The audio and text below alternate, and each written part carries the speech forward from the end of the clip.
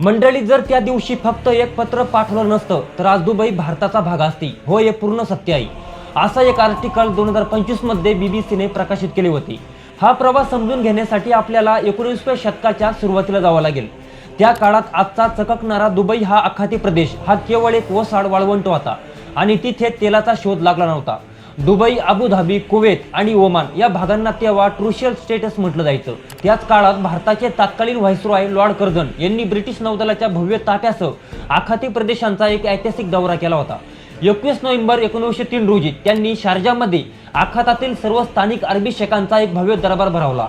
या दरबारात कर्झन यांनी स्पष्ट शब्दात जाहीर केलं होतं, या संपूर्ण आखाती प्रदेशाला सुरक्षा देणं, सागरी मार्ग नियंत्रित करणं आणि प्रशासन चालवणं हे काम लंडनवरून नाही तर भारतातील ब्रिटिश सरकार करेल. या प्रशासकीय व्यवस्थेमुळे मुंबई आणि दुबई यांच्यात एक अतूट नातं निर्माण झालं होतं.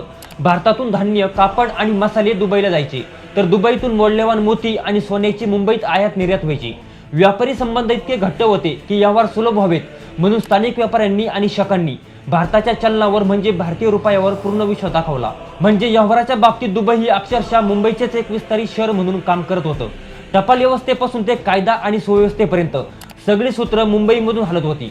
पण इथेच ब्रिटिशांनी एक अत्यंत गुप्त चाल खेळली होती. ब्रिटिशांनी नकाशावर मात्र आखाती देशांना कधीही ब्रिटिश इंडियाचा भाग म्हणून एकत्र छापलं नाही आणि ब्रिटिशांची हीच नकाशाची चाल पुढे 1 एप्रिल 1947 रोजी कामी आली. भारताच्या स्वातंत्र्याला अवघे 4 महिने बाकी असताना ब्रिटिशांनी याच गोष्टीचा फायदा घेतला. जर आखाताचा कारभार दिल्लीतील व्हाईसरॉयच्या ताब्यात राहिला तर स्वातंत्र्यानंतर निर्माण होणारे नवे भारत सरकार त्या आखाती देशावर, तिथल्या व्यापारी सागरी मार्गावर आणि नुकत्याच शोधल्या जाणाऱ्या तेलाच्या साठ्यावर आपले कायदेशीर अधिकार सांगू शकते.